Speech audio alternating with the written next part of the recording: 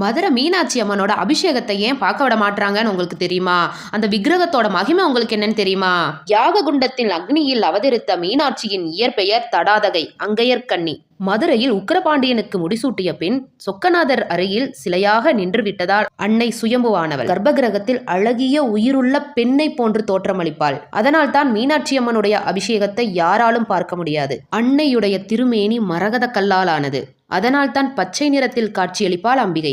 அன்னையினுடைய வலது கால் சற்று முன்னோக்கி இருக்கும். ஏனென்றால் தன்னுடைய பக்தர்கள் அழைப்பிற்கு ஓடோடி வருவதற்காக. பச்சை நிற மேனியை உடைய மீனாட்சி கையில் பச்சை நிற கிளியை ஏந்தி இருப்பாள். மற்ற கோவில்களில் உள்ள தெய்வங்கள் அர்த்தஜாம பூஜை முடிந்து பள்ளியறை பூஜை முடிந்து அனைத்து தெய்வங்களும் உறங்கச் செல்வதாக ஐதீகம். மீனாட்சி அம்மன் கோவிலிலும் அர்த்தஜாம பூஜையும் உண்டு, பள்ளியறை பூஜையும் உண்டு.